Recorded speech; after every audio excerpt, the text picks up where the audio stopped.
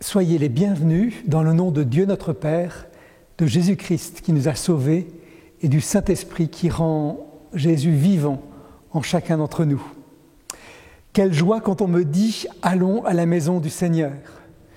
Nous avons repris les cultes depuis la semaine dernière, mais pour l'instant un dimanche sur deux. C'est pour ça que vous pouvez aussi trouver, ce culte vient aussi chez vous pour le week-end où il n'y a pas de culte. Quelle joie quand on me dit « Allons à la maison du Seigneur », on sort du confinement, on se retrouve un moment spirituel ensemble. C'est aussi le titre d'un psaume que nous allons voir ensemble. Ce psaume, c'est le psaume 15. Et je vous invite à le dire avec moi. Quelle joie quand on me dit « Allons à la maison du Seigneur ». Ensemble, nous répétons « Quelle joie quand on me dit « Allons à la maison du Seigneur ». Je dis au Seigneur « Tu es mon maître souverain. Je n'ai pas de bonheur plus grand que toi.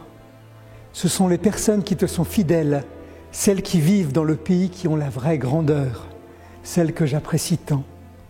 Ceux qui cherchent les faveurs d'un autre Dieu ne feront qu'augmenter leurs tourments. Je n'offrirai pas leur offrande de sang, je n'aurai même pas leur nom sur mes lèvres. Quelle joie quand on me dit « Allons à la maison du Seigneur ». Ensemble, quelle joie quand on me dit « Allons à la maison du Seigneur ». Seigneur, toi qui es la chance de ma vie, la part qui me revient, tu tiens mon destin entre tes mains. C'est un sort qui m'enchante, un privilège qui me ravit. Je remercie le Seigneur qui me conseille même la nuit. Ma conscience m'en avertit. Je ne perds pas de vue le Seigneur et je ne risque pas de faiblir puisqu'il est à mes côtés. Quelle joie quand on me dit « Allons à la maison du Seigneur ». Quelle joie quand on me dit « Allons à la maison du Seigneur ». C'est pourquoi j'ai le cœur plein de joie, j'ai l'âme en fête, je suis en parfaite sécurité. Non, Seigneur, tu ne m'abandonnes pas à la mort, tu ne permets pas que moi, ton fidèle, je m'approche de la tombe. Tu me fais savoir quel chemin mène à la vie.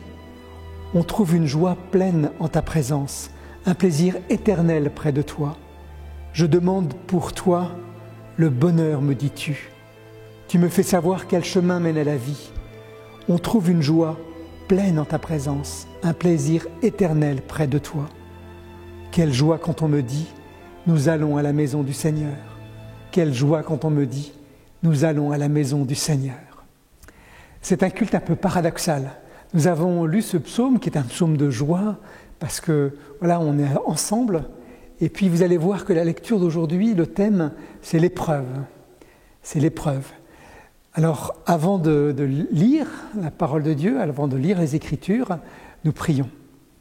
Seigneur, ici, là où nous sommes, nous te prions de venir à nous par ton esprit, de nous révéler ta présence, de nous parler à travers les quelques mots que nous allons entendre, nous parler de toi. Mets une parole dans nos vies, une parole qui fait vivre.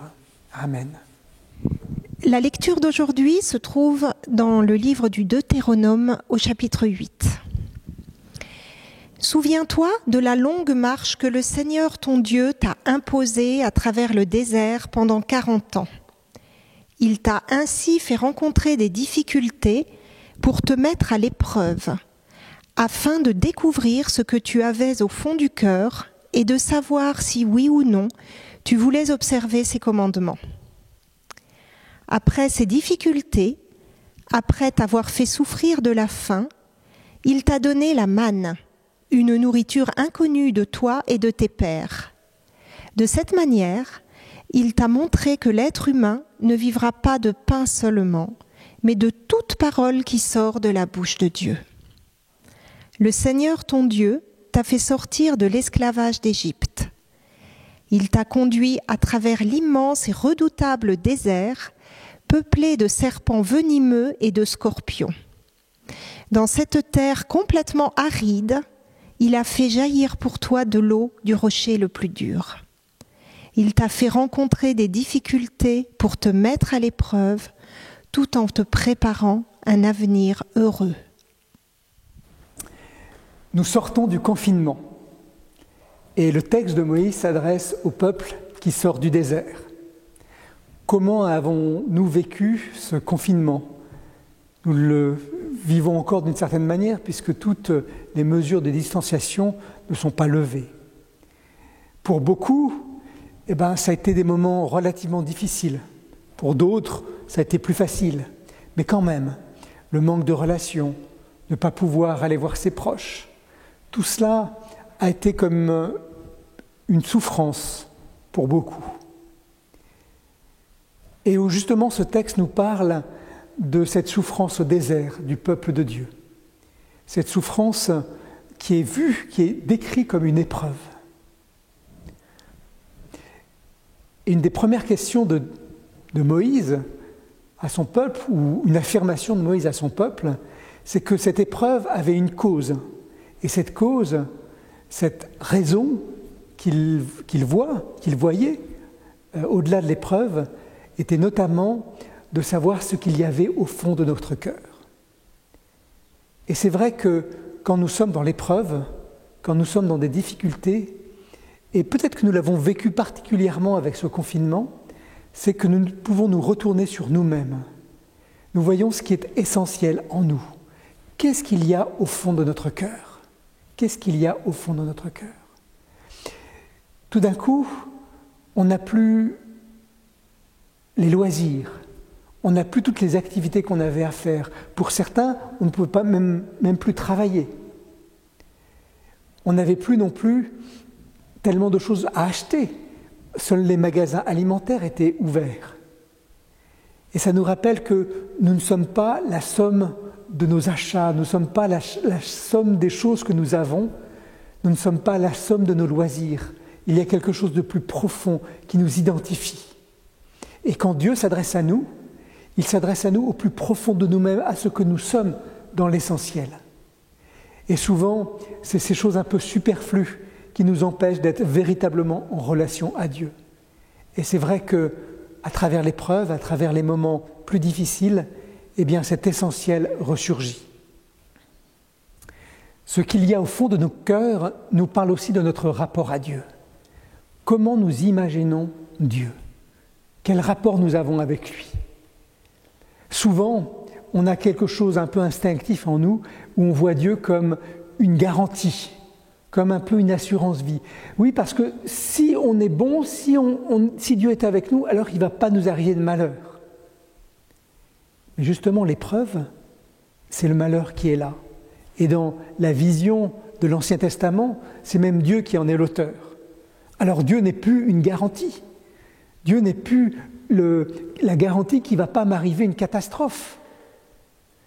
Avant, souvent, on baptisait les enfants en bas âge parce que la mortalité était importante et on voulait qu'ils soient vite baptisés, aussi dans l'idée que Dieu allait le protéger. Et voilà que Dieu serait l'auteur d'une tribulation, serait l'auteur d'un malheur, serait l'auteur d'une tristesse, serait l'auteur d'une épreuve. Alors, notre relation à Dieu ne peut plus être basée sur un espèce de contrat « tu me donnes et je crois en toi ». Elle doit être plus profonde, quelque chose de plus intérieur, quelque chose qui nous définit de ce que nous sommes et de ce que Dieu est, une relation véritable, pas basée sur l'intérêt. Moïse donne une deuxième raison au désert et à cette épreuve dans le désert, savoir si oui ou non vous allez suivre ses commandements. Suivre les commandements de Dieu nous parle aussi de notre vocation. D'ailleurs, quand on regarde les évangiles, dans un des évangiles, on voit Jésus au désert, et juste après le désert, il va appeler les apôtres, la vocation. Se demander aussi qu'est-ce qui est essentiel dans nos vies. À quoi ça sert de faire tout ce qu'on fait, mais qu'est-ce qui est vraiment essentiel? Qu'est-ce qui nous rend heureux? Qu'est-ce qui nous avons véritablement envie de faire? À quoi surtout nous sommes appelés? Et là, c'est tout l'appel de Dieu. Dieu nous appelle chacun à quelque chose. Ça peut être dans notre travail, dans notre famille, et c'est souvent aussi au-delà, donné à l'extérieur de notre cercle immédiat. À quoi je suis vraiment appelé? Le moment de l'épreuve, le moment est aussi un moment de discernement de ce que Dieu veut faire avec moi. Moïse dit aussi dans ce texte à 2 reprises, il nous parle de la manne. la manne qui nourrit, avec ce verset très célèbre qui dit « L'homme ne vivra pas de pain seulement, mais de toute parole qui vient de Dieu ». Ce verset, j'ai toujours un sourire en le lisant parce que un jour j'ai été voir un grand cuisinier étoilé, 3 fois étoilé au guide Michelin, et puis au guide Goemio, pardon, et puis un jour, c'était sa mère est venue me voir, il m'a pris par le bras, il m'a dit « Venez voir ». Et puis, sur le restaurant était écrit « L'homme ne vivra pas de pain seulement, mais de toute parole qui sort de la bouche de Dieu ».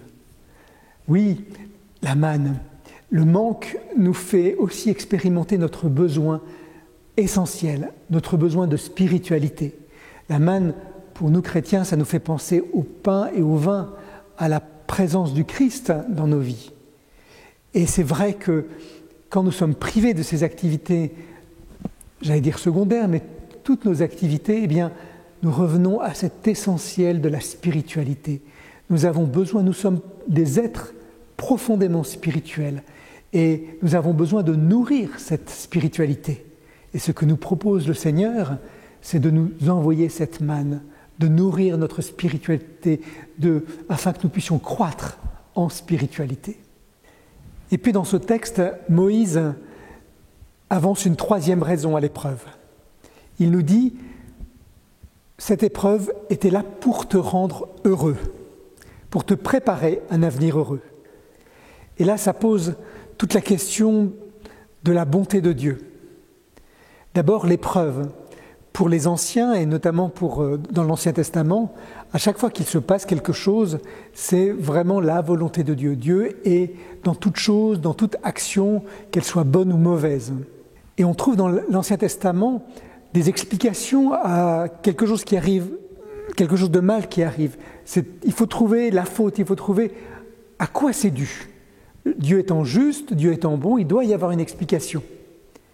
Mais on voit que même dans l'Ancien Testament, avec le livre de Job, on arrive à une limite. Job, ses amis le voient dans cette détresse terrible, dans une épreuve épouvantable, et puis ils vont chercher l'explication. Forcément, Job a dû pécher. Il a dû faire quelque chose de mal. Et même à Jésus, on va l'interroger. On va lui demander, mais ces hommes qui ont été écrasés à la tour de Siloé, est-ce que c'est eux qui avaient fait le mal ou alors est-ce que c'était leurs parents ? Non, il n'y a pas d'explication. Il n'y a pas de raison à ce mal. Il n'y a pas Dieu qui aurait agi pour qu'il y ait ce mal-là. Ce mal est là.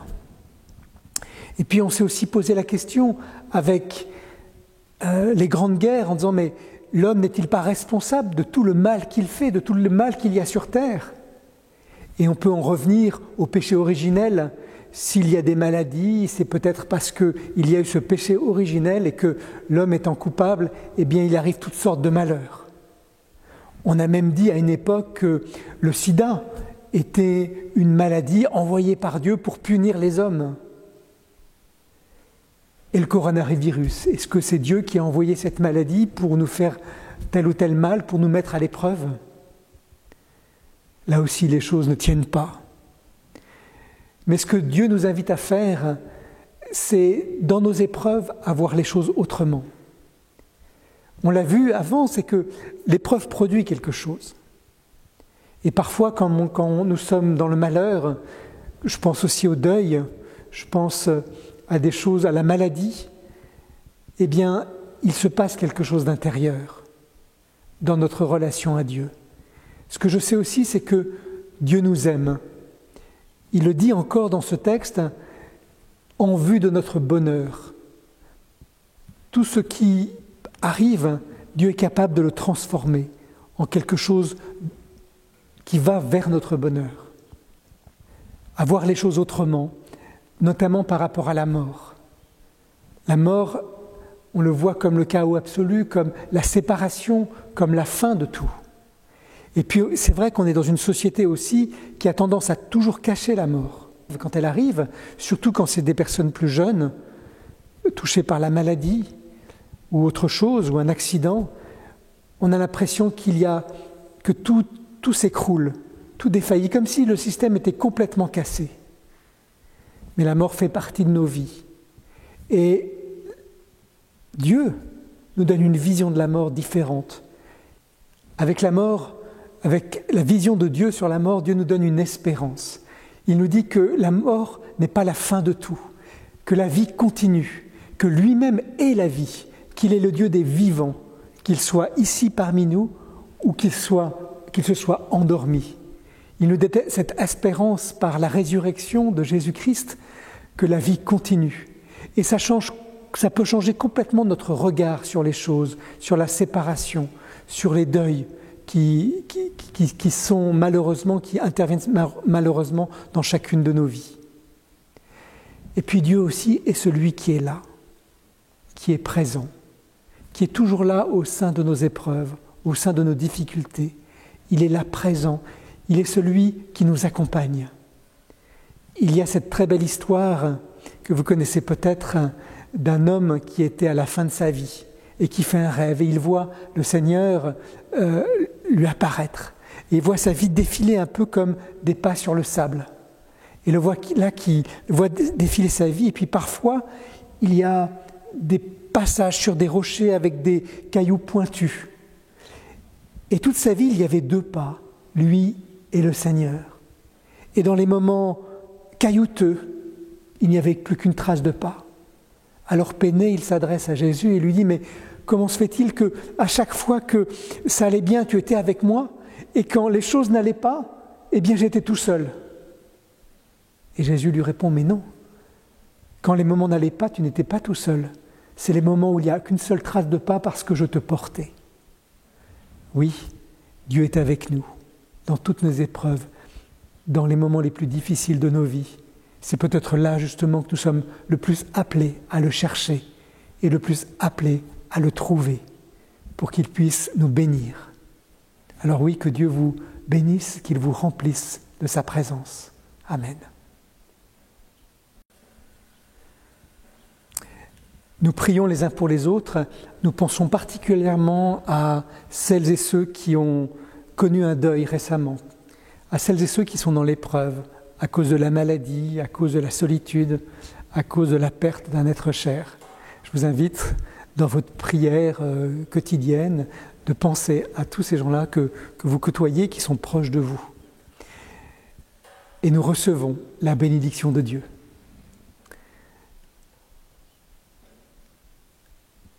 Oui, le Dieu de l'amour, Dieu qui est là dans toutes les épreuves, Dieu qui est là avec vous maintenant, qui vous accompagne et qui jamais ne vous lâchera la main. Dieu vous bénit, lui qui est Père, Fils et Saint-Esprit. Amen.